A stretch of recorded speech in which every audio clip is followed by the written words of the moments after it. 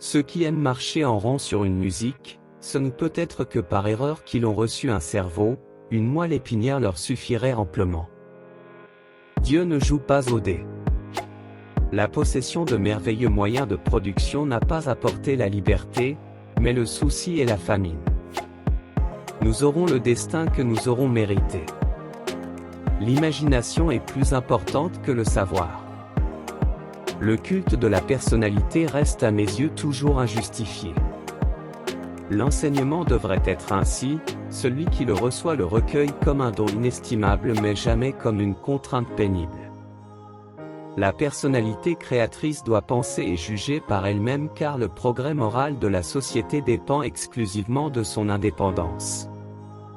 C'est la personne humaine, libre et créatrice qui façonne le beau et le sublime, alors que les masses restent entraînées dans une ronde infernale d'imbécilité et d'abrutissement. C'est le rôle essentiel du professeur d'éveiller la joie de travailler et de connaître. Celui qui ressent sa propre vie et celle des autres comme dénuée de sens est fondamentalement malheureux, puisqu'il n'a aucune raison de vivre. Que chacun raisonne en son âme et conscience, qu'il se fasse une idée fondée sur ses propres lectures et non d'après les racontards des autres. Rare est le nombre de ceux qui regardent avec leurs propres yeux et qui éprouvent avec leur propre sensibilité. La valeur morale ne peut pas être remplacée par la valeur intelligence et j'ajouterai, Dieu merci. Se sacrifier au service de la vie équivaut à une grâce. L'effort d'unir sagesse et pouvoir aboutit rarement et seulement très brièvement. L'homme évite habituellement d'accorder de l'intelligence à autrui, sauf quand par hasard il s'agit d'un ennemi. Celui qui ne peut plus éprouver ni étonnement ni surprise, est pour ainsi dire mort, ses yeux sont éteints.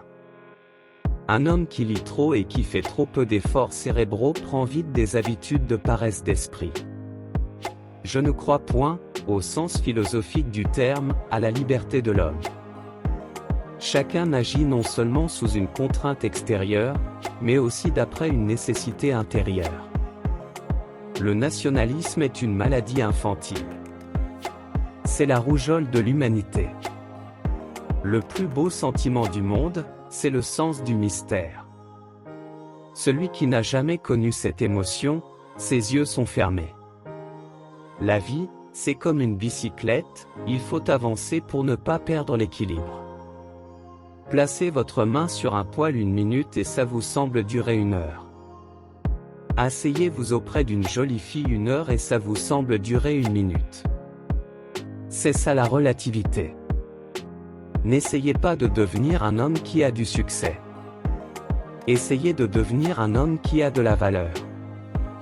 Il est hélas devenu évident aujourd'hui que notre technologie a dépassé notre humanité. En apparence, la vie n'a aucun sens, et pourtant, il est impossible qu'il n'y en ait pas un. L'escalier de la science est l'échelle de Jacob, il ne s'achève qu'au pied de Dieu.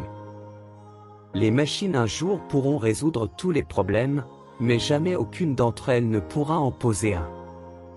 La connaissance s'acquiert par l'expérience, tout le reste n'est que de l'information. Je ne dors pas longtemps, mais je dors vite. Les grands esprits ont toujours rencontré une opposition farouche des esprits médiocres. Je ne pense jamais au futur. Il vient bien assez tôt. Pour être un membre irréprochable parmi une communauté de moutons, il faut avant toute chose être soi-même un mouton.